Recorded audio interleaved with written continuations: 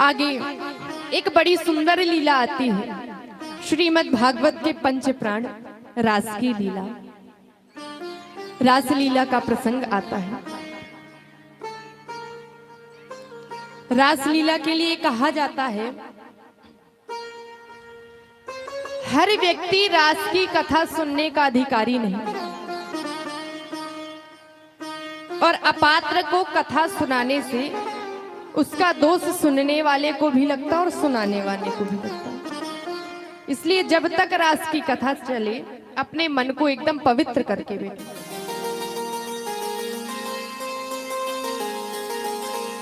रास की कथा सुनने की पात्रता बताई और क्या कहा। सबसे पहली बात, प्रथम सुमिरी भागवत भक्त भगवत वाणी, द्वितीय आराधे भक्त व्यास नव भाति बख, तृतीय करे गुरु समझी दक्ष सर्वज्ञ रसीले, चौथे होए विरक्त वसे बनराज बसी, पांचे फूले देह सुधि तब छठी भावना रास की, और साते पावे प्रीति रस श्री स्वामी हरिदास। प्रथम सुमरी भागवत भक्त भगवत। सबसे पहली बात ये कि कथा सुनी, भगवान के भक्तों के मुख से भगवान की कथा सुनी। द्वितीय आराधे भक्ति व्यास नव भाति, जो व्यास जी ने नवधा भक्ति बताई है उस अनुसार जीवन यापन कर। श्रवणम कीर्तनम विष्णु स्मरणम पाद सेवनम, अर्चनम वंदनम दास्यम सख्यम आत्मनिवेदनम। तृतीय करे गुरु समझी दक्ष सर्वज्ञ रसीले। तीसरी बात, जीवन में गुरु हो जो दक्ष हो सर्वज्ञ हो। चौथे होए विरक्त बसे बनराज बसी। चौथी बात, मन में विरक्ति हो, वृंदावन बसने की कामना हो। पांचे फूले देह सुधि तब छठी भावना रस। पांचवी बार जब व्यक्ति इस देह की सुध को भूल जाए तब छठवीं बार वह रास की कथा सुनने का अधिकारी होता है। और इस रास लीला में जिन गोपियों ने भाग लिया उनके बारे में चर्चा की। ये गोपियां कौन है? ये गोपी कोई साधारण स्त्री नहीं, कोई लहंगा फरिया का नाम गोपी नहीं है महाराज। गो अर्थात इंद्रिय और पी अर्थात पीना, जो अपनी प्रत्येक इंद्रिय से श्री कृष्ण रस का पान करे वो गोपी है। गोपी किसी स्त्री को नहीं कहते, गोपी एक पुरुष भी हो सकता है। गोपी का अर्थ क्या होता है? गो अर्थात इंद्रिय, पी अर्थात पीना, जो अपनी प्रत्येक इंद्रिय से श्री कृष्ण रस का पान करे वो गोपी है। गोपी आप भी बन सकते हो, गोपी आप भी बन सकते हो, गोपी हम भी बन सकते हैं, बशर्ते एक कि प्रत्येक इंद्रिय से कृष्ण रस का पान। ये गोपी कोई साधारण नहीं। ऐसी कथा आती है कि जब भगवान श्री राम मैया जानकी के साथ दंडक वन में विचरण करते थे तो ऋषिगण इन्हें देखते थे और ऋषियों के मन में भाव आता था कि काश हम भी इनकी दासी होती, इनकी सेविका होती और इनके साथ विचरण करती। और भाव की तो बात है मां कि भाव का भूखा हूं, भाव ही एक सार है, जो भाव से भजता है मुझे तो भव से बेड़ा। उन ऋषियों का भाव सच्चा था। आज वो ऋषि ही ऋषि कन्या बनकर आए हैं, ब्रज की गोपी बनकर आए।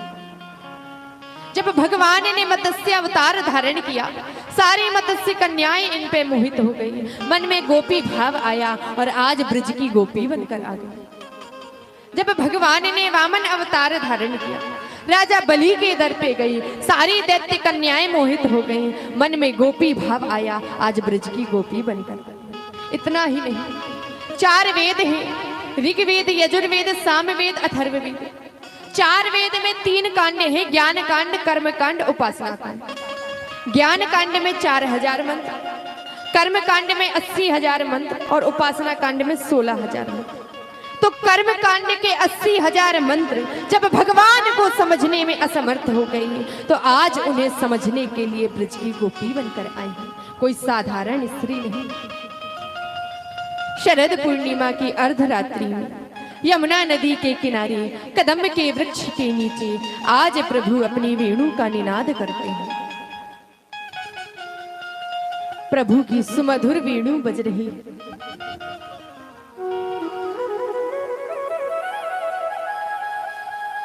अब देखिए, मुरली है एक, मुरली बजाने वाला है एक और सुनने वाले हैं अनेक। लेकिन जो गोपी भी मुरली की धुन को सुनती उसे ऐसा लगता कि प्रभु मुरली से उसका नाम पुकार रहे हैं। ललिता को सुनाई पड़ता कि प्रभु मुरली बजा के कहते, ललिता जहां कहीं भी हो आ जाओ। विशाखा को लगता कि प्रभु उसका नाम बुला रहे, विशाखा जल्दी से आ जाओ। और परिणाम क्या हुआ? परिणाम यही हुआ कि जो गोपी जिस कार्य को कर रही थी वही छोड़कर दौड़ पड़ी। एक गोपी भोजन बना रही थी, पति को भोजन परोस रही थी। पति ने नमक मांगा, नमक लेने भीतर गई, मुरली की धुन को सुना, नमक देना भूल गई और भाग पड़ी। एक गोपी अपने लाला को दूध पिला रही थी, मुरली की धुन को सुना, लाला को पालने में लेटा लाया और दौड़ पड़ी। एक गोपी जल भर रही थी, मुरली की धुन को सुना, मटका वहीं फेंक दिया और दौड़ पड़ी। एक गोपी को तो उसके पति ने कमरे में बंद कर दिया कि तू नहीं जाएगी। गोपी कहती है, तुम किसको रोकोगे? तुम इस शरीर को रोक सकते हो, मुझे नहीं रोक सकते। आत्मा से तो मैं सबसे पहले मेरे गोविंद के पास जाऊंगी, और सत्य में आत्मा से वह गोपी सबसे पहले गोविंद के पास पहुंची। आज प्रभु ने जब पीछे मुड़कर देखा तो चारों ओर से हजारों गोपियां आ रही हैं। सभी गोपियां निकट आती हैं, प्रभु उनका स्वागत करते हैं। स्वागतम वो महाभागा प्रिया किम करवाणी ब्रजस्यानामयम कश्चित् ब्रूतागमनम कारण। देवी स्वागतम वो महाभागा। जैसे ही गोपियों ने सुना बड़ी प्रसन्न भई। देखो तो लाला कितने प्यारे हैं। पहले तो मुरली बजा के हमारा नाम लेकर हमें बुलाते हैं, अब हम आ गए तो हमारा स्वागत करते हैं, कहते हैं स्वागतम वो महाभागा। लेकिन फिर क्या कहा? प्रियः किम करवाणी वही। देवी आई हो तो स्वागत की बात है, लेकिन आई क्यों हो? और जैसे ही गोपियों ने सुना कि आई क्यों हो, सुनकर अपने नेत्र नीचे कर लिए, मुख लटक गया।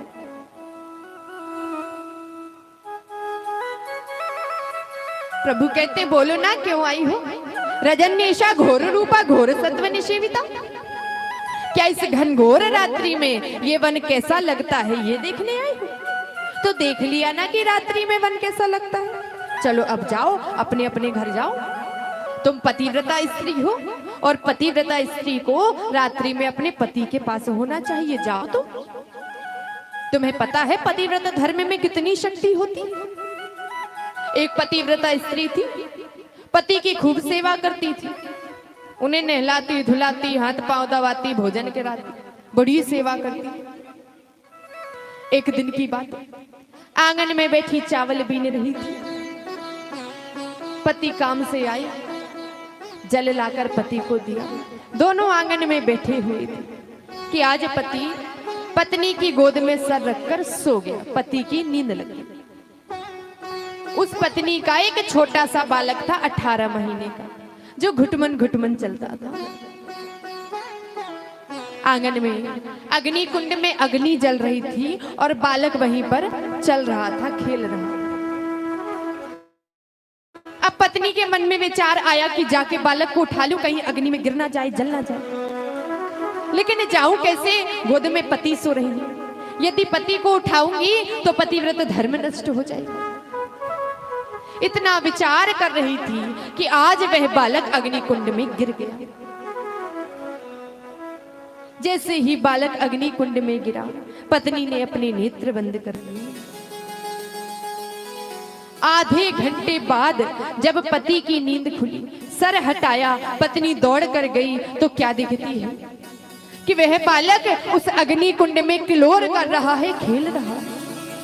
तो देवी पतिव्रत धर्म में तो वो शक्ति होती है कि आग को भी जल के समान शीतल कर देती है। और तुम सब अपने पति को छोड़कर यहाँ आ गए। जाओ अपने पतियों के पास जाओ। सारी गोपियां सिर झुकाई, टेढ़ी नजर से कन्हैया को देखती हैं।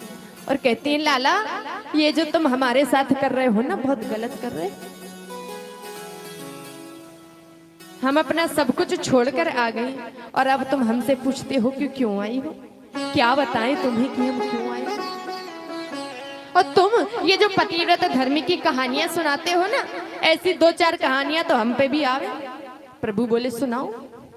गोपियां कहती एक पतिव्रत स्त्री थी, पति की बड़ी सेवा करती थी, नहलाती धुलाती भोजन कराती हाथ पांव दबाती, बड़ी सेवा करती। एक दिन की बात, पति ने कहा कि मैं जा रहा हूं परदेश धन कमाने के लिए। तो पत्नी रोने लगी, आप चले जाओगे तो किसकी सेवा करूं, किसके सहारे रहूंगी।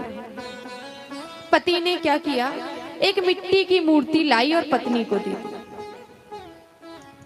और कहा कि जब तक मैं ना आऊं इसे तुम मेरा स्वरूप समझकर इसकी सेवा करना। पति गया, पत्नी ने घर का मुख्य द्वार बंद किया और अब उस मिट्टी के पति की सेवा में लग गई। दिन रात मिट्टी के पति की सेवा करती। 1.5 बरस बीत गए। 1.5 बरस बाद आज द्वार खटखटाया।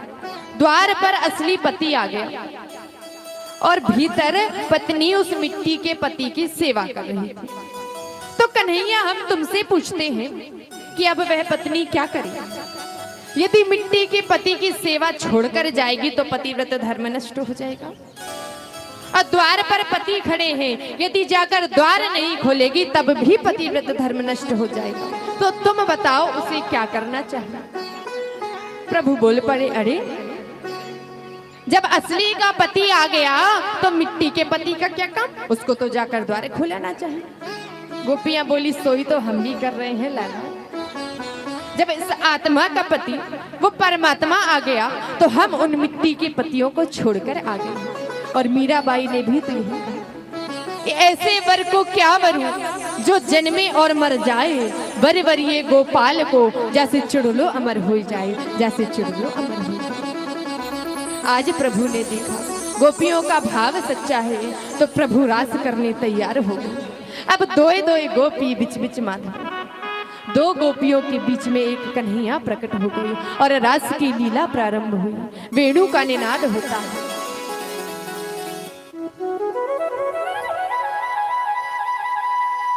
रास लीला चल रही थी कि आज गोपियों के मन में अभिमान हो गया और राधा रानी को मान हो गया। अभिमान होता है शरीर का और मान होता है आत्मा का। गोपियों को अभिमान हो गया, अरे हम कितनी सुंदर हैं कि प्रभु हमारे साथ रास कर रहे हैं। और राधा रानी के मन में मान हो गया कि देखो प्रभु मुझे और गोपियों को एक समान समझते हैं, हम सबके साथ रास कर रहे हैं। और जहां अभिमान होता है भगवान वहां नहीं होते। आज गोपियों के अभिमान को दूर करने के लिए प्रभु बीच रास से राधा रानी को लेकर अंतर्ध्यान हो गए। प्रभु जैसे ही गायब हुए सारी गोपियां प्रभु को ढूंढने लगी। प्रभु तो राधा रानी को लेकर दूर निकल गए। अब इधर कई लोग कहते हैं कि राधा रानी को अभिमान हो गया।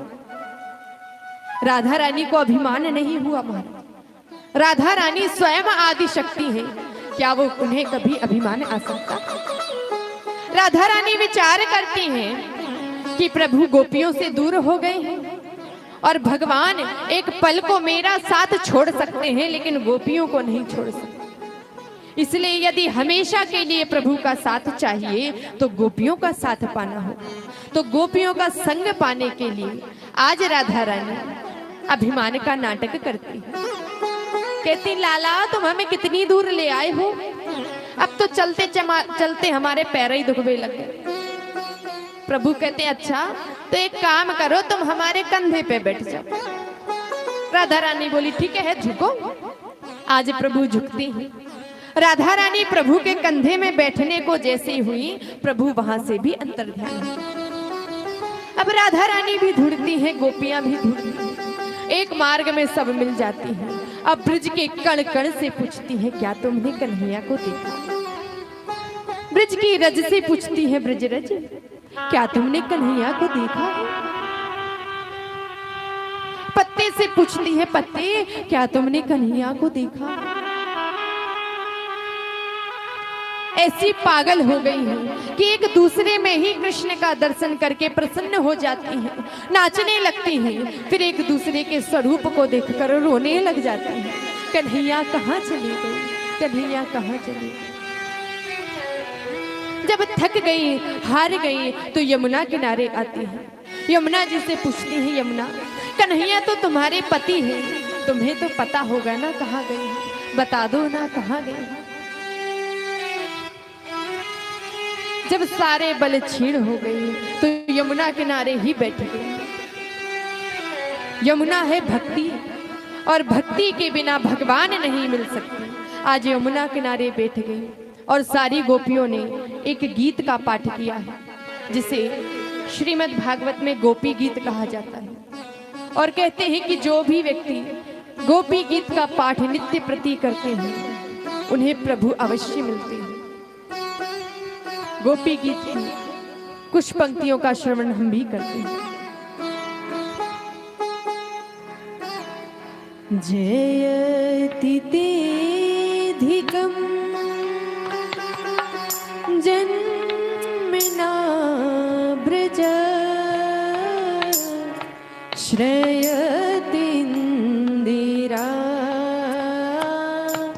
शश्वदत्रिः।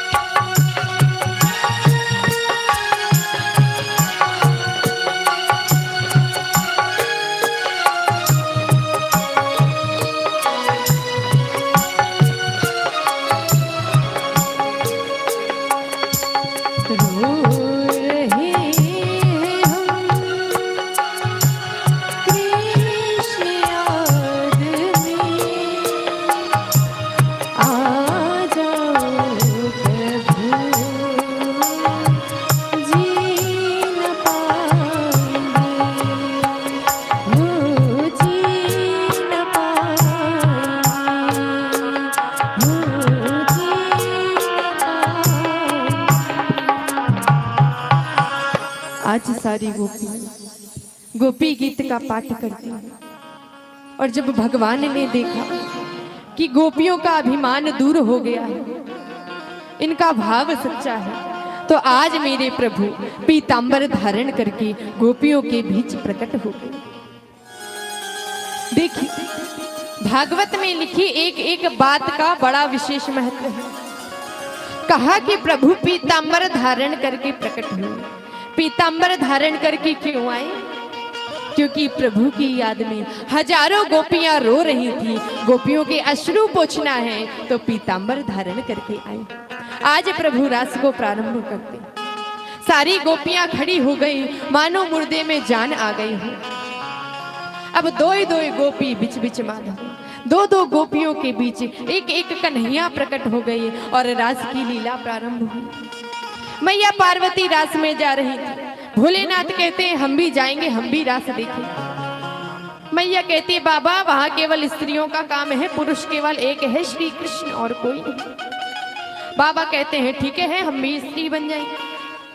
और भोलेनाथ गोपी बनकर आए और उनका एक नाम गोपेश्वर महादेव पड़ गया। प्रेम से बोलिए गोपेश्वर महादेव की जय हो। रास की लीला प्रारंभ होती है। ये ग्राम लोहरा, जहां प्रभु की वेणु का निनाद हो रहा है, प्रभु की अमर कथा का गान हो रहा है, ये अब लोहरा नहीं वृंदावन है। आप इस वृंदावन के गोप और गोपी हो, और आज इस वृंदावन में प्रभु स्वयं रास कर रहे हैं। आप सब प्रभु की गोपी हो, सब भगवान की रास लीला में भाग लेंगे, सब प्रभु को आनंदित करते हुए गाएंगे। गोकुल में देखो, वृंदावन में देखो रे, मुरली बाजे रे, श्याम संग राधा नाचे रे, श्याम संग राधा नाचे रे।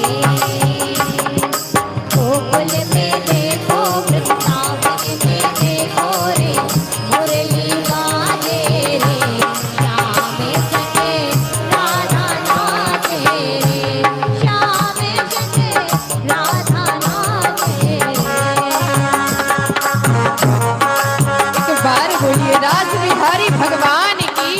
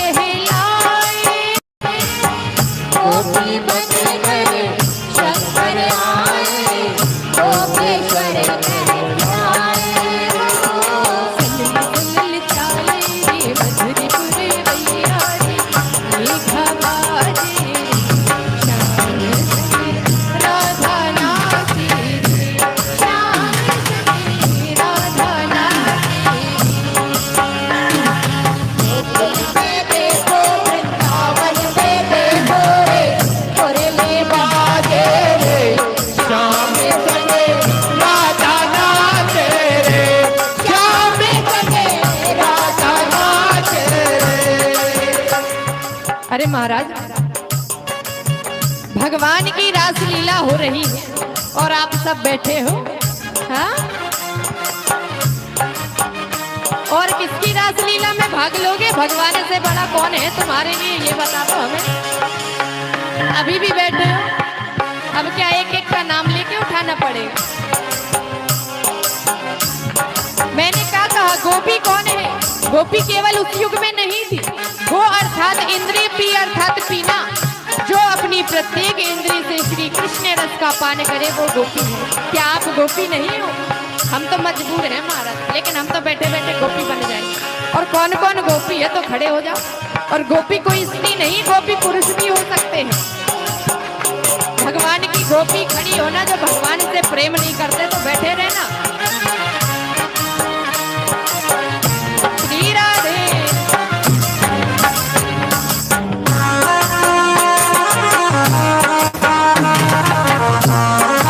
बार बोलिए रास बिहारी भगवान की।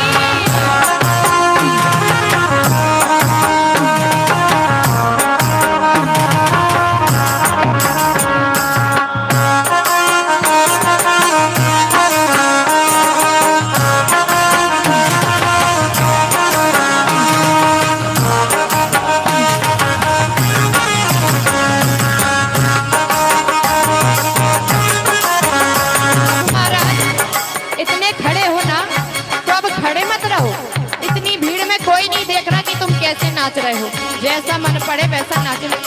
प्रेम से बोलिए रास बिहारी भगवान की।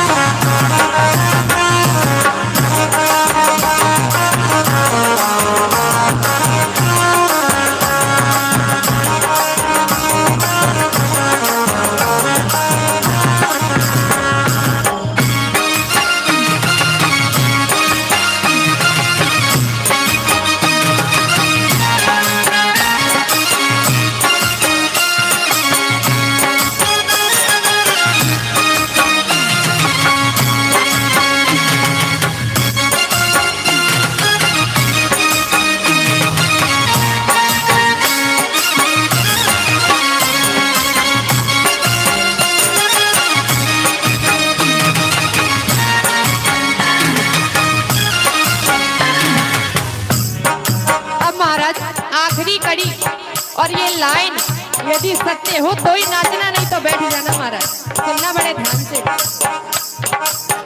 ठुम ठुम नाचे लोहरा वाले, सुन के मीठी मुरलिया। ठुम ठुम नाचे लोहरा वाले, सुन के मीठी मुरलिया। अब पूरे नहीं नाच रहे हो महाराज, बंद कर दें क्या भजन? जो चाहते हो कि भजन बंद हो जाए हाथ उठाओ। नहीं चाहते तो फिर नाचो ना महाराज, दोनों हाथ उठा लो। अभी हम भी उठाएंगे, थोड़ा बजा के फ्री तो हो जाए। ठुम ठुम नाचे लोहरा वाले, सुन के मीठी मुरलिया। ठुम ठुम नाचे लोहरा वाले, सुन के मीठी मुरलिया। चंद्र छवि पर सब बलिहारी, गोपी काले और गैया।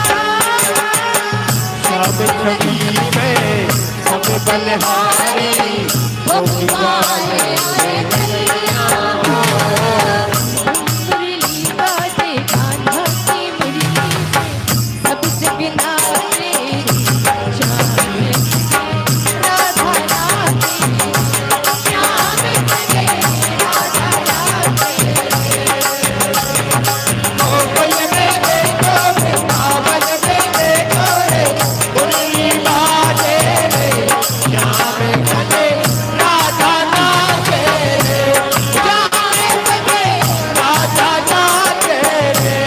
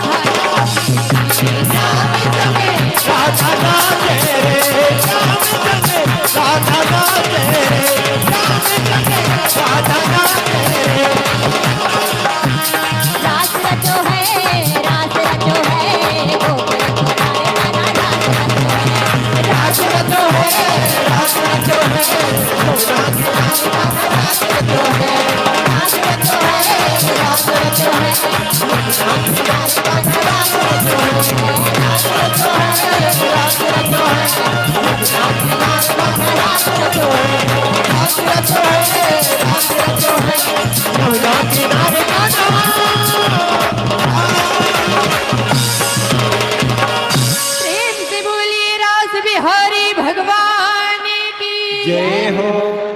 बैठ जाओ महाराज। एक बार प्रेम से बोलिए राधे राधे। अच्छा, किस किस को अनुभव हुआ कि भगवान के रास में भाग लिया है? क्या बात है महाराज, जय। तो प्रेम से बोल दो,